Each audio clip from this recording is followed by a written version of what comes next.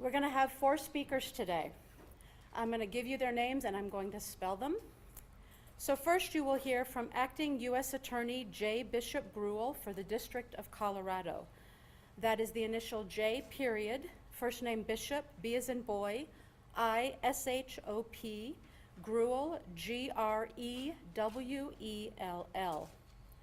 Our second speaker will be 20th Judicial District Attorney Michael Dougherty.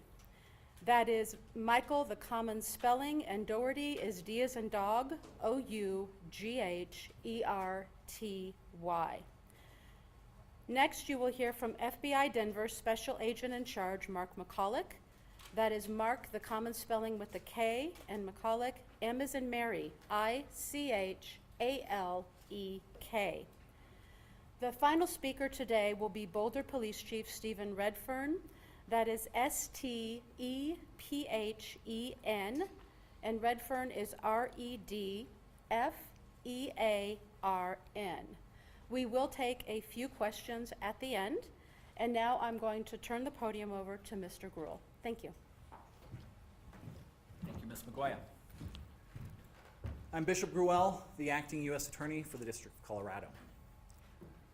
On behalf of myself, my office, and the entire Department of Justice, I want to express my heartbreak and my support for the victims, their families, and the community of Boulder.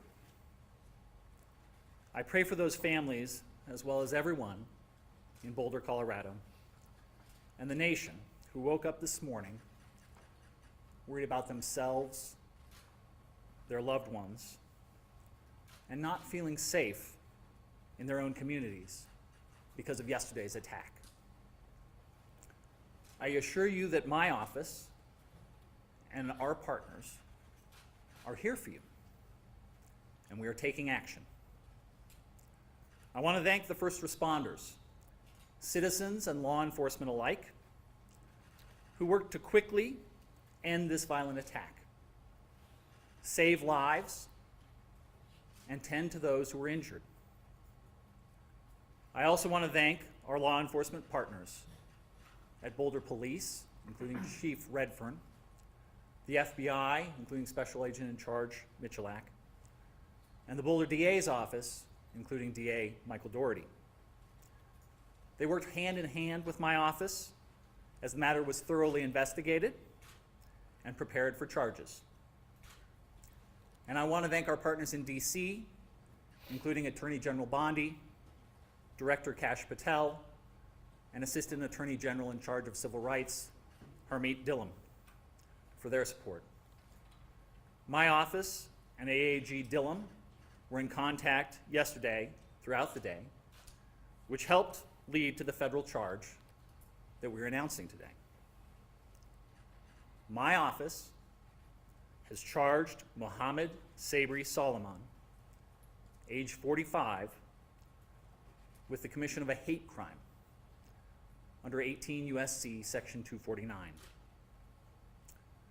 When that offense includes attempted murder, the statutory maximum federal sentence is life in prison. No one should ever be subjected to violence of any kind. But our laws recognize that such violence is particularly pernicious when someone is targeted because of their race, their religion, or their national origin. According to our complaint and the charges brought by DA Dougherty's office, Mr. Solomon stated that he had been planning this attack for a year. And he acted because he hated what he called the Zionist group. But what the charges allege that he did was to throw Molotov cocktails at a group of men and women, some of them in their late 80s, burning them as they peacefully walked on a Sunday to draw attention to Israeli hostages held in Gaza. And when he was interviewed about the attack, he said he wanted them all to die. He had no regrets, and he would go back and do it again. He said that he had previously tried to purchase a firearm, but resorted to the Molotov cocktails when he could not purchase a gun because he was not a legal citizen. I remind you that Mr. Solomon is presumed innocent until proven guilty. My office and our partners hope justice will help heal the people in this community and in the communities throughout the country shaken by yesterday's attack. We fully intend to hold Mr. Solomon accountable for his actions, and these charges are the first step. Thank you. I'm going to turn it over to DA Michael Doherty.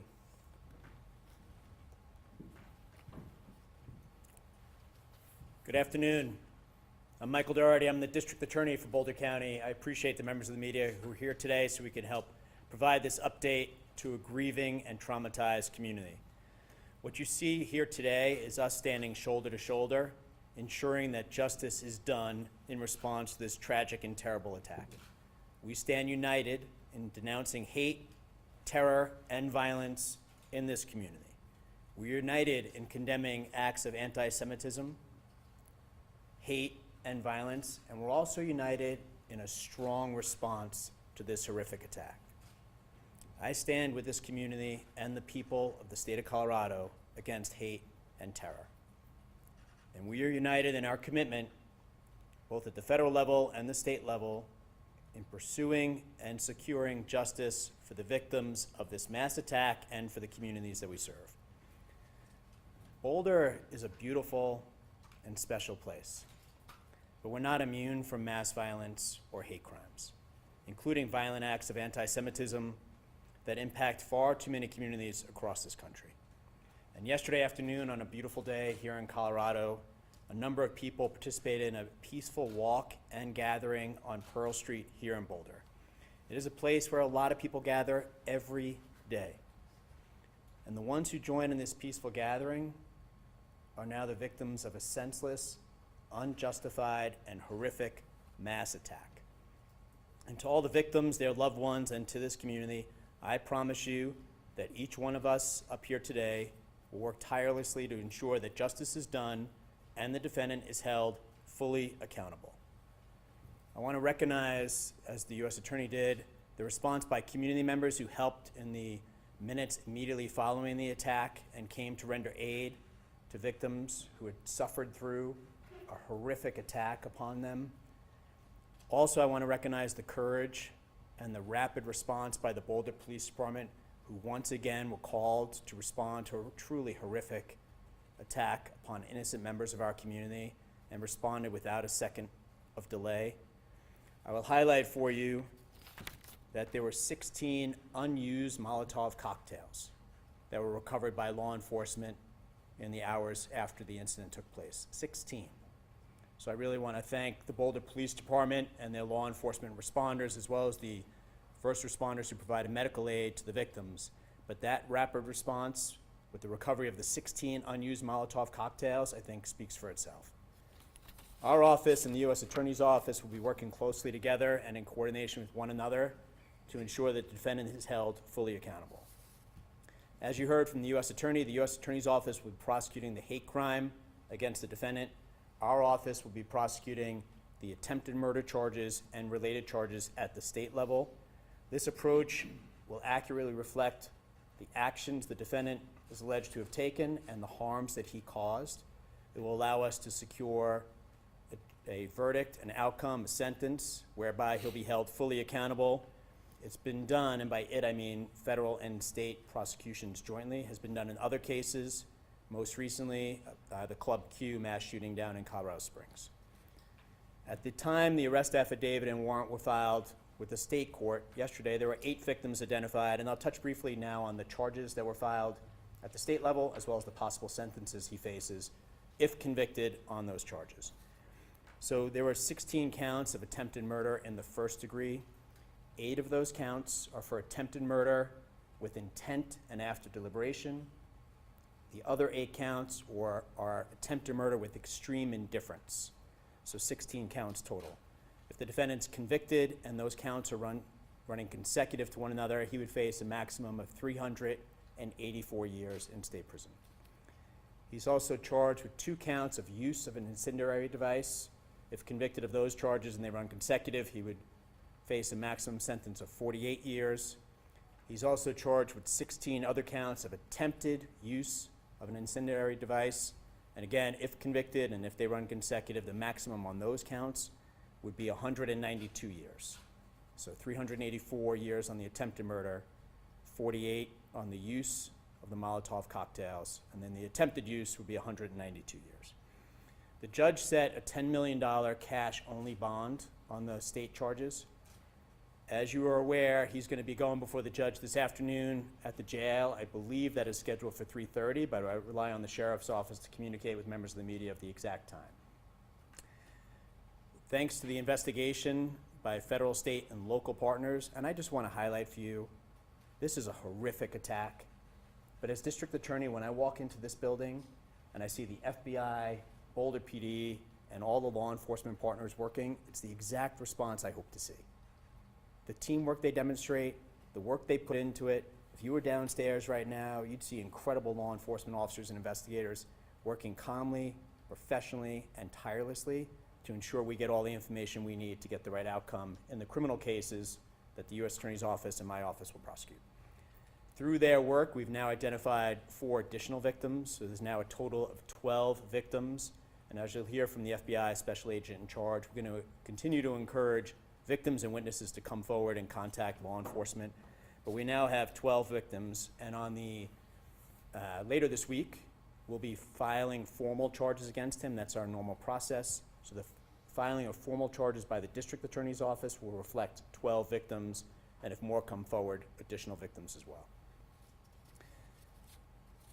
On my final note, what I want to stress is this community has experienced too many tragedies: fires, floods, and mass attacks.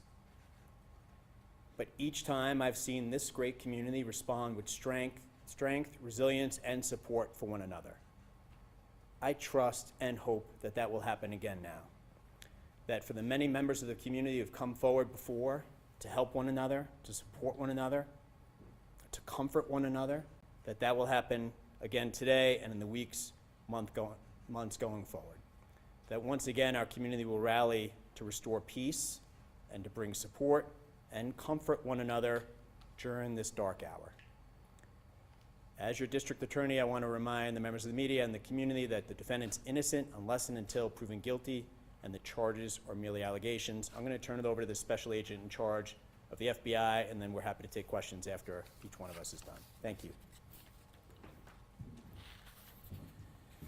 Good afternoon. I'm Mark McCulloch, Special Agent in charge of the FBI's Denver field office, and want to provide a quick investigative update.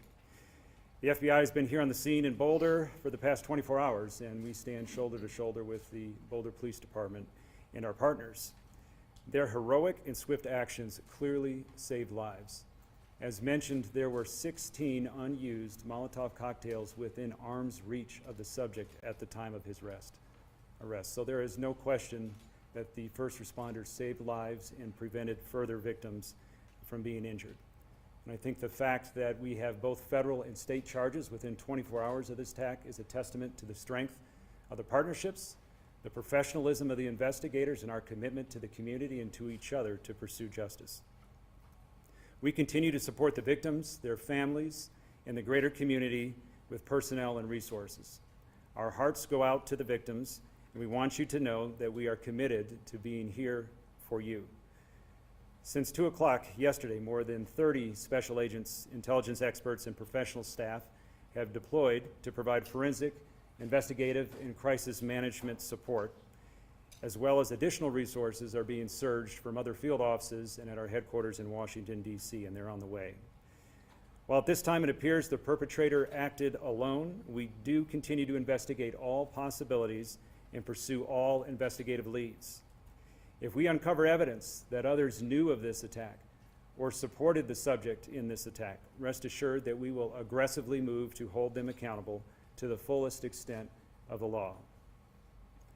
Since the investigation began 24 hours ago, the FBI has conducted 44 witness interviews. We've executed search warrants on vehicles, property, and digital devices. We've deployed our full evidence response team both to Boulder at the main crime scene and the execution of a search warrant at a residence tied to the subject in Colorado Springs. Members of the ERT worked through the night to gather all evidence so that the Pearl Street could swiftly be reopened this morning. We've deployed victim specialists to hospitals and assigned one to each and every victim that's been identified to date. We've set up a digital media tip line. We've deployed a mobile command post for information sharing and evidence control, and we continue to canvass for witnesses, additional victims, and camera footage. We ask that you call us at 1-800-CALL-FBI if you have any information about the events that transpired yesterday. If you saw something, if you heard something, if you have information, our investigators want to hear from you. If you have multimedia evidence, whether that is photos, social media posts, or videos related to the attack, please visit the site that we've established, and you can provide your information at fbi.gov/Boulder attack. We at the FBI are not tracking any credible threats to the Boulder community at this time. However, if you see something suspicious, we urge you to call 911. The FBI takes seriously its mission to protect the American people of the United States, both nationally as well as here and in Boulder. Hate-fueled acts of violence have no place in our community, and we will use every tool and resource available to hold those who commit such acts fully accountable. And I'll turn it over to Chief Redfern.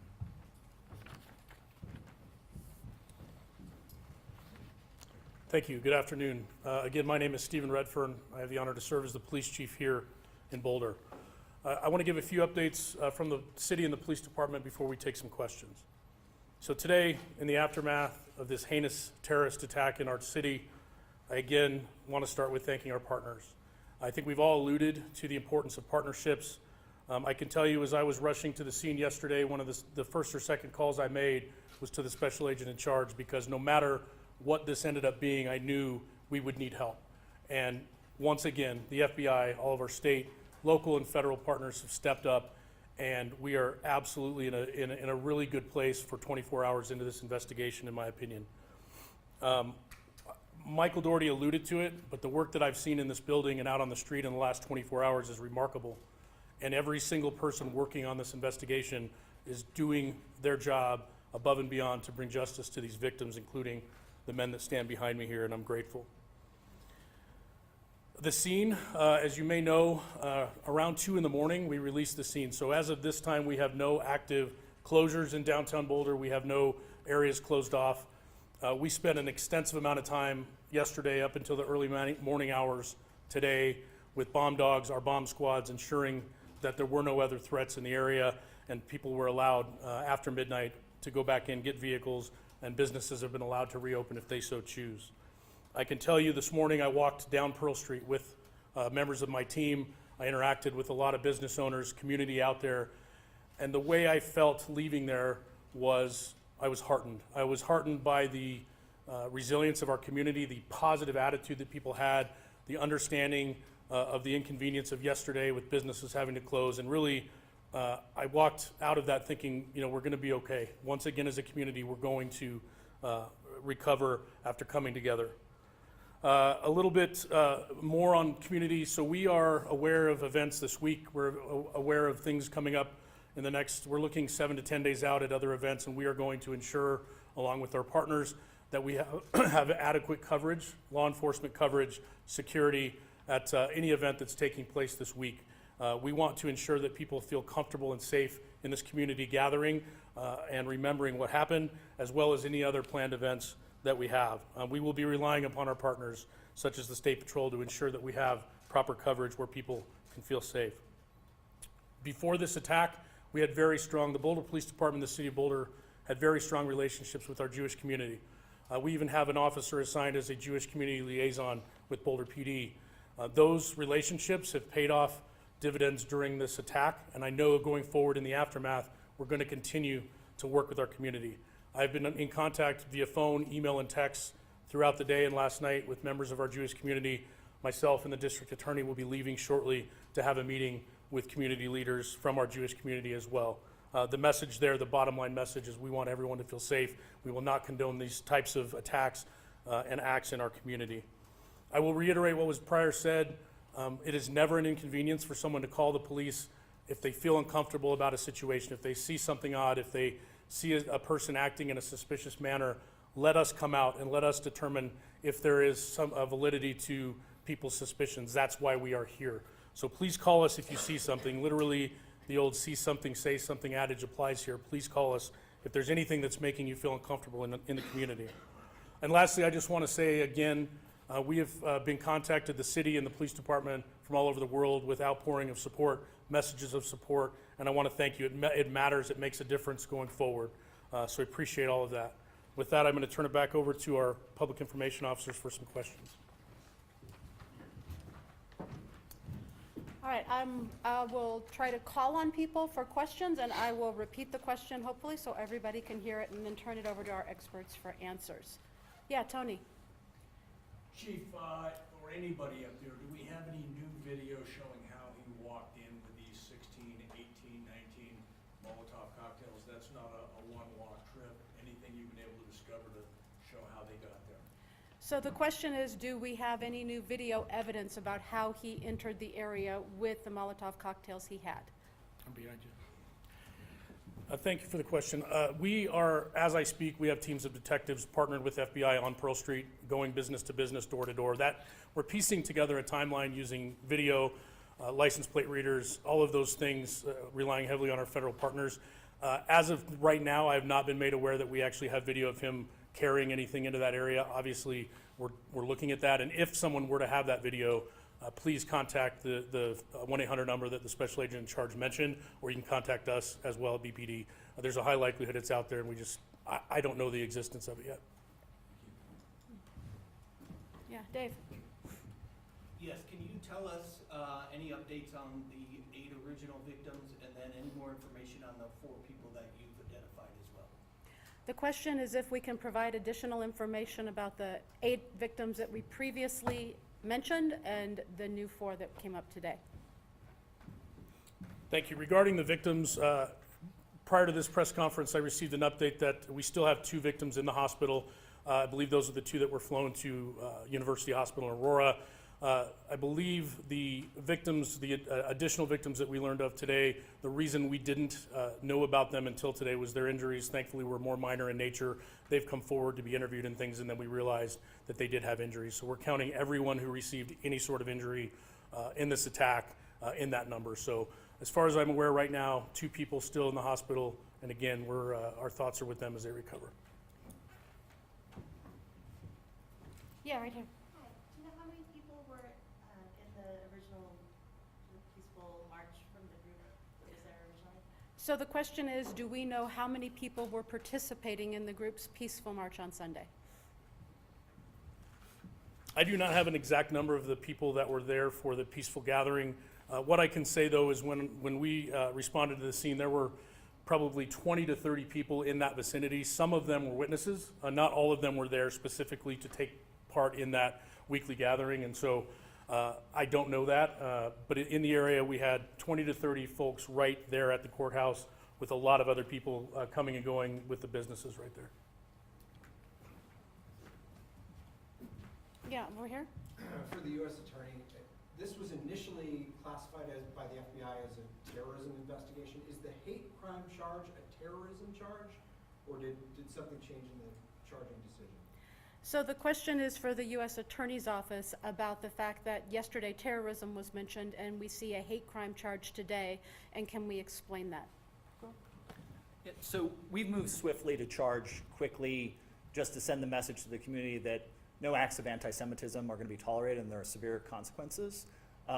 Just because there's only one charge that has been made so far doesn't mean that we're not considering other charges that could come in the future.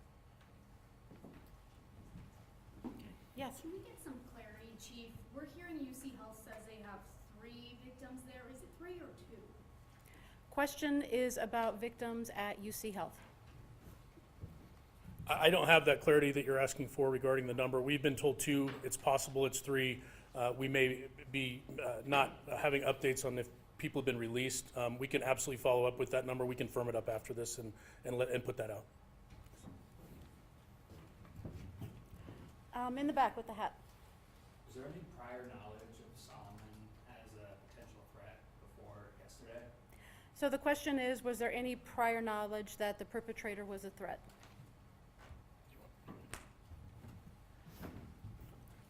Regarding the suspect, obviously, we're still looking into him, his whereabouts, all of that.